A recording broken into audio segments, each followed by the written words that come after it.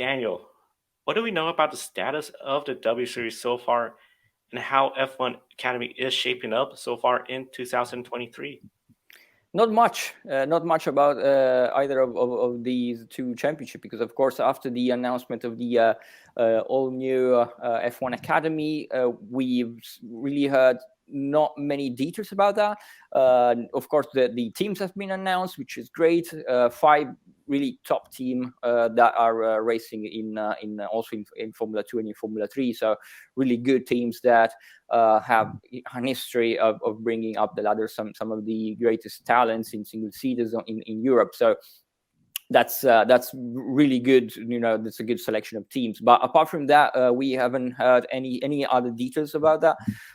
No drivers announced yet. No calendar announced yet. What we hearing is that of the 7 rounds, only one will be together with F1. So we are still trying to understand where the other rounds will be contested together with which series.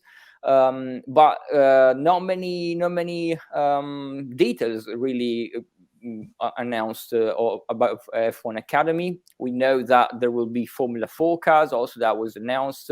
The tire manufacturer also will be Pirelli.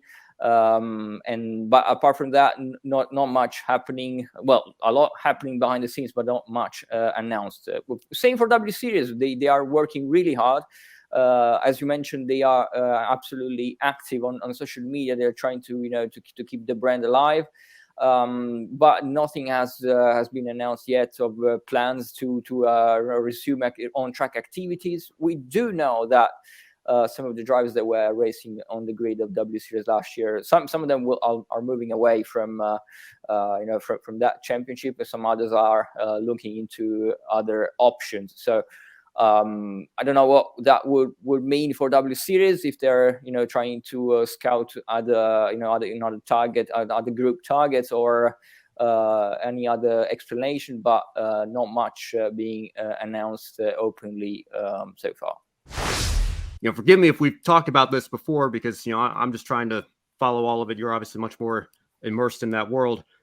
It seems to me, with W Series kind of being aligned with Formula One as a support series and being at the same tracks for most of their schedule last year, why wouldn't Formula One just invest more money in the W Series or buy the W Series outright rather than starting their own almost competing series while the W Series is struggling financially and ultimately had to end their season early last year? It seemed to me an easier path for everybody would just be to try to take what you already have with the W Series Foundation and invest in that. Why did they insist on starting something brand new with F1 Academy?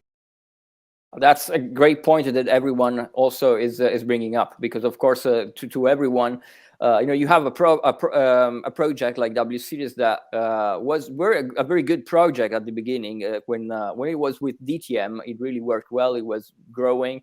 Obviously, they really had to work more on the marketing side and also on the TV deals, but it was working.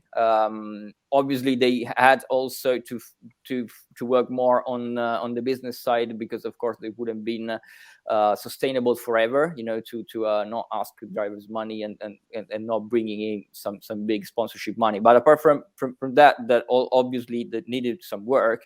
On the sporting side of things, it was interesting.